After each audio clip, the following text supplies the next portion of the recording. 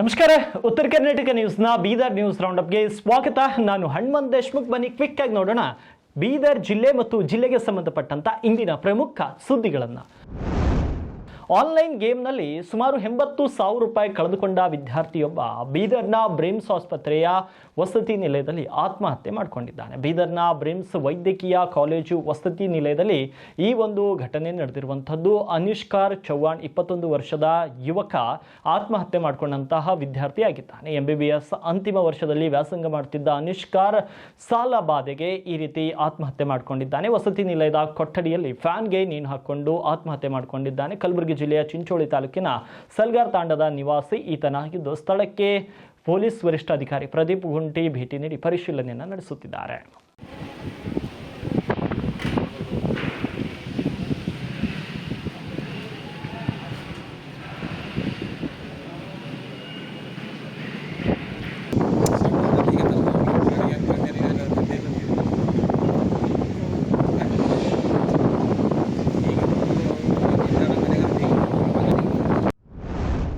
ಬಸವ ಕಲ್ಯಾಣ ನಗರದ ತ್ರಿಪುರಾಂತನ ಶ್ರೀ ಜಗದ್ಗುರು ಘನಲಿಂಗ ರುದ್ರಮುನಿ ಸಂಸ್ಥಾನ ಗವಿಮಠದಲ್ಲಿ ಮುಂಬರುವ ಏಪ್ರಿಲ್ 7ರಂದು ಜಾತ್ರಾ ಮಹೋತ್ಸವ ಅದ್ದೂರಿ ಹಾಗೂ ಅರ್ಥಪೂರ್ಣವಾಗಿ ಆಚರಿಸಲು ನಿರ್ಧರಿಸಿದ್ದು, ಇದಕ್ಕಾಗಿ ವ್ಯಾಪಕ ಸಿದ್ಧತೆ ಕಾರ್ಯ ಭರದಿಂದ ಸಾಗುತ್ತಿದೆ. ಮಠದ ಪೀಠಾಧಿಪತಿ ಡಾಕ್ಟರ್ ಅಭಿನವ ಘನಲಿಂಗ ರುದ್ರಮುನಿ ಶಿವಾಚಾರ್ಯ ಸಾನ್ನಿಧ್ಯದಲ್ಲಿ ಧಾರ್ಮಿಕ ಮತ್ತು ಸಾಂಸ್ಕೃತಿಕ ಕಾರ್ಯಕ್ರಮಗಳು ನಡೆಯಲಿವೆ. ಅಂದು ಬೆಳಗ್ಗೆಯಿಂದಲೇ ಮಠದ ಮೂಲ ಗದ್ದುಗೆಗೆ ವಿಶೇಷ ಅಭಿಷೇಕ, ಬಿಲ್ವಾರ್ಚನೆ ಮತ್ತು ಮಹಾಮಂಗಳಾರತಿ ನೆರವೇರಲಿದೆ ಅಂತ ಮಠದ ಪ್ರಮುಖರು ತಿಳಿಸಿದ್ದಾರೆ. ನಾನಾ ಕ್ಷೇತ್ರಗಳಲ್ಲಿ ಗಣನೀಯ ಸೇವೆ ಸಲ್ಲಿಸಿದ 7 ಜನ ಸಾಧಕರಿಗೆ ಅಭಿನವ ಘನಲಿಂಗ ಶ್ರೀ ಪ್ರಶಸ್ತಿಯನ್ನು ನೀಡಿ ಗೌರವಿಸಲು ನಿರ್ಧರಿಸಿ ಆಯ್ಕೆ ಮಾಡಲಾಗಿದೆ ಅಂತ ಗವಿಮಠದ ಡಾಕ್ಟರ್ ಅಭಿನವ ಘನಲಿಂಗ ರುದ್ರಮುನಿ ಶಿವಾಚಾರ್ಯರು ತಿಳಿಸಿದ್ದಾರೆ.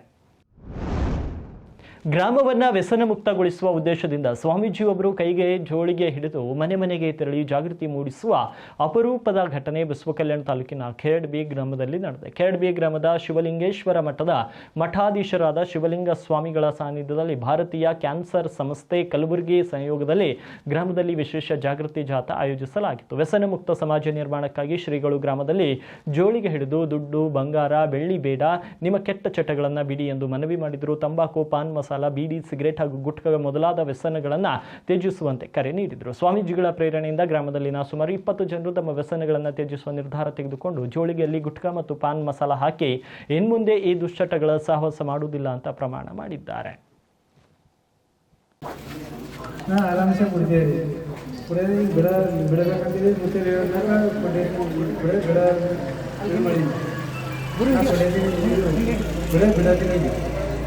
ಮುಖ್ಯವಾಗಿ ತಂಬಾಕು ಎಲ್ಲನೇ ಫೋನೇ ಬಿಟ್ಕೊಡೋದ್ರ ಮೇಲೆ ಇದು ಮಾಡಿ ನಿರ್ವಹಣೆ ಮಾಡಿ ಮಾಡತ್ತೇನೆ ರೀ.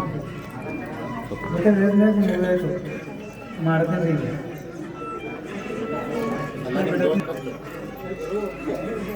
ಇದು ನಮ್ಮ ದೋಸ್ತರು ಬೇಕಾಗಿಲ್ಲ ಅಂದ್ರೆ ನಮ್ದಿಂದ ನಾನು ಬಿಡತ್ತೀನಿ ರೀ. ಹೊರಕೊಲ್ಲ ಬಿಡತ್ತೀನಿ ಒಂದು ಈಗ ತಂಬಾಕು ನಾವು ಬಿಟ್ಟಿದ್ದೀರಿ, ಅಪ್ಪದಿಂದ ಎಲ್ಲ ಬಿಟ್ಕೊಟ್ಟಿದ್ದೀರಿ. ನಮ್ಗತಿ ನೀವು ಎಲ್ಲರೂ ಬಿಡ್ರಿ, ಇಷ್ಟೇ ನಾವು ಬೇಡ್ಕೊತೀವಿ. ತಂಬಾಕು ತಿಂದ್ರೆ ಏನಾಯ್ತದ? ಕ್ಯಾನ್ಸರ್ ಆಯ್ತು. ನಿಮ್ಗೆ ಯಾರು ಪ್ರೇರಣೆ ತಂಬಾಕು ಬಿಡ್ಬೇಕಂತೇಳಿ? ಯಾರು ನಮ್ಮ ಇದ್ರದಿಂದ ಅಪ್ಪವ್ರದಿಂದ ನಾವು ಬಿಟ್ಟಿದ್ದೀವಿ.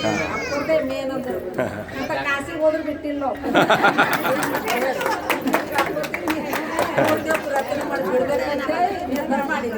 ಮತ್ತೆ ನಿಮ್ಮ ಜೊತೆ ಇದ್ದವರಿಗೆಲ್ಲ ಬಿಡಿಸ್ಲಕ್ಕೆ ಪ್ರಯತ್ನ? ಎಲ್ಲರಿಗೂ ಹೇಳ್ತೀವಿ, ನಮ್ಮ ಮಗನಿಗೆ ಎಲ್ಲರಿಗೂ ಇಬ್ಬರಿಗೆಲ್ಲ ಹೇಳ್ತೀವಿ, ಬಿಟ್ಕೊಡ್ರಿ, ಇದು ಮಾಡಬಾರ್ದಿತ್ತು ಹೇಳ್ತೀವಿ. ತ್ರಾಸ ಮಾಡ್ಕೊಂಡ್ರೆ ಬಿಡ್ರಿ, ಯಾರು ಹೇಳ್ತೇವೆ. 75 ವರ್ಷ ವಯಸ್ಸಿನ ಮೇಲ್ಪಟ್ಟ ಪಡಿತರ ಫಲಾನುಭವಿಗಳಿಗೆ ಮನೆ ಮನೆಗೆ ಪಡಿತರ ಧಾನ್ಯ ವಿತರಿಸುವ ಕ್ರಮ ಕೈಗೊಳ್ಳುವಂತೆ ಸಂಬಂಧಪಟ್ಟ ಅಧಿಕಾರಿಗಳಿಗೆ ಜಿಲ್ಲಾ ಗ್ಯಾರಂಟಿ ಯೋಜನೆಗಳ ಅನುಷ್ಠಾನ ಸಮಿತಿ ಅಧ್ಯಕ್ಷರಾದ ಅಮೃತರಾವ್ ಚಿಮ್ಕೋಡೆ ಸೂಚಿಸಿದರು. ಅವರು ಮಂಗಳವಾರ ರಾಜ್ಯ ಸರ್ಕಾರದ ಮಹತ್ವಾಕಾಂಕ್ಷಿ ಯೋಜನೆಗಳಾದ ಪಂಚ ಗ್ಯಾರಂಟಿ ಯೋಜನೆಗಳ ಕುರಿತು ಜಿಲ್ಲಾ ಪಂಚಾಯತ್ ಸಭಾಂಗಣದಲ್ಲಿ ನಡೆದ ಪ್ರಗತಿ ಪರಿಶೀಲನಾ ಸಭೆಯ ಅಧ್ಯಕ್ಷತೆಯನ್ನು ವಹಿಸಿ ಅವರು ಮಾತನಾಡಿದರು. ಬೇಸಿಗೆ ಕಾಲ ಇರುವುದರಿಂದ ಪಡಿತರ ಧಾನ್ಯ ವಿತರಕರು ಅಂಗಡಿಗಳ ಮುಂದೆ ಪಡಿತರ ಧಾನ್ಯ ಫಲಾನುಭವಿಗಳಿಗೆ ತೊಂದರೆ ಆಗದಂತೆ ಕುಡಿಯುವ ನೀರು ಮತ್ತು ನೆರಳಿನ ವ್ಯವಸ್ಥೆ ಮಾಡಬೇಕು. ರಾಜ್ಯ ಸರ್ಕಾರದ ಮಹತ್ವಾಕಾಂಕ್ಷಿ ಪಂಚ ಗ್ಯಾರಂಟಿ ಯೋಜನೆಗಳು ಸಮರ್ಪಕವಾಗಿ ಅನುಷ್ಠಾನಗೊಳಿಸಿ ಫಲಾನುಭವಿಗಳಿಗೆ ತಲುಪುವಂತಾಗಬೇಕು ಎಂದರು. ಡಾಕ್ಟರ್ BR ಅಂಬೇಡ್ಕರ್ ಅವರ 135ನೇ ಜಯಂತಿಯನ್ನು ಆಚರಿಸುವ ಕುರಿತು ಬೀದರ್ ಜಿಲ್ಲಾಧಿಕಾರಿ ಶಿಲ್ಪಾ ಶರ್ಮಾ ಅವರ ಅಧ್ಯಕ್ಷತೆಯಲ್ಲಿ ದಿನಾಂಕ 27/3/2026 ಮಧ್ಯಾಹ್ನ 3:30 ಜಿಲ್ಲಾಧಿಕಾರಿ ಕಚೇರಿಯ ಸಭಾಂಗಣದಲ್ಲಿ ಪೂರ್ವಭಾವಿ ಸಭೆಯನ್ನು ಏರ್ಪಡಿಸಲಾಗಿದೆ. ಅದರಿಂದ ಸದರಿ ಪೂರ್ವಭಾವಿ ಸಭೆಗೆ ಪರಿಶಿಷ್ಟ ಜಾತಿ ಸಮುದಾಯದ ಮುಖಂಡರು, ವಿವಿಧ ದಲಿತ ಸಂಘಟನೆಗಳ ಪದಾಧಿಕಾರಿಗಳು, ಸಂಘ ಸಂಸ್ಥೆಗಳ ಮುಖಂಡರು ಸದರಿ ಸಭೆಗೆ ಹಾಜರಾಗಿ ತಮ್ಮ ಸಲಹೆ ಸೂಚನೆಯನ್ನು ನೀಡಬೇಕು ಅಂತ ಬೀದರ್ ಸಮಾಜ ಕಲ್ಯಾಣ ಇಲಾಖೆಯ ಉಪನಿರ್ದೇಶಕರು ತಮ್ಮ ಪ್ರಕಟಣೆಯಲ್ಲಿ ತಿಳಿಸಿದ್ದಾರೆ. ಬೀದರ್ ಜಿಲ್ಲೆಯಲ್ಲಿ ಇಂದು ಹವಾಮಾನವು ಮಿಶ್ರ ಪ್ರತಿಕ್ರಿಯೆ ನೀಡುತ್ತಿದ್ದು ಜನರಲ್ಲಿ ಅಚ್ಚರಿ ಮೂಡಿಸಿದೆ. ಬೆಳಗ್ಗೆಯಿಂದಲೇ ಬಿಸಿಲಿನ ತಾಪ ಏರತೊಡಗಿದ್ದು ಮಧ್ಯಾಹ್ನದ ವೇಳೆಗೆ ಭಾರೀ ಬಿಸಿಲು ಆವರಿಸಿದೆ. ಸೂರ್ಯನ ತೀಕ್ಷ್ಣ ಕಿರಣಗಳಿಂದ ಜನರು ರಸ್ತೆಗೆ ಇಳಿಯಲು ಹಿಂದೇಟು ಹಾಕುವಂತಾಗಿದ್ದು ವಾಹನ ಸವಾರರು ಮತ್ತು ಪಾದಚಾರಿಗಳು ಬಿಸಿಲಿನ ಬೇಗೆಯಿಂದ ಕಂಗೆಟ್ಟಿದ್ದಾರೆ. ಗರಿಷ್ಠ ತಾಪಮಾನವು ಸರಾಸರಿಗಿಂತ ಕೊಂಚ ಹೆಚ್ಚೆ ಕಂಡು ಬಂದಿದೆ. ಆದರೆ ಸಾಯಂಕಾಲದ ಸಮಯಕ್ಕೆ ಹವಾಮಾನದಲ್ಲಿ ದಿಢೀರ್ ಬದಲಾವಣೆ ಕಂಡು ಬಂದಿದ್ದು ಆಕಾಶದಲ್ಲಿ ಮೋಡ ಕವಿದ ವಾತಾವರಣ ನಿರ್ಮಾಣವಾಗಿತ್ತು. ಇನ್ನು ಬಿಸಿಲಿನ ತಾಪದಿಂದ ತತ್ತರಿಸಿದ ಜನರಿಗೆ ತಂಪಾದ ಗಾಳಿಯ ಅನುಭವವಾಗಿದೆ. ಮಧ್ಯಾಹ್ನದ ಉರಿ ಬಿಸಿಲಿನ ನಂತರ ಸಾಯಂಕಾಲದ ಈ ತಂಪು ಪರಿಸರವು ನಗರದ ಜನರಿಗೆ ಸಮಾಧಾನ ತಂದಿದೆ. ಇನ್ನು ಕೆಲವು ಭಾಗಗಳಲ್ಲಿ ತುಂತುರು ಮಳೆಯಾಗುವ ಮುನ್ಸೂಚನೆ ಕೂಡ ಇದೆ. ಒಟ್ಟಾರೆಯಾಗಿ ಹೇಳುವುದಾದರೆ ಇಂದು ಬೀದರ್ನಲ್ಲಿ ಮಧ್ಯಾಹ್ನ ಬೆಂಕಿಯಂತ ಬಿಸಿಲಿದ್ರೆ ಸಂಜೆ ವೇಳೆಗೆ ತಂಪಾದ ಮೋಡಗಳ ಹವಾಯಿ ಇದ್ದು ಮನೆಯಿಂದ ಹೊರಬರುವವರು ಬಿಸಿಲಿನಿಂದ ರಕ್ಷಿಸಿಕೊಳ್ಳಲು ಛತ್ರಿ ಮತ್ತು ಟೋಪಿ ಬಳಸುವುದು ಉತ್ತಮ. ಇವಾಗ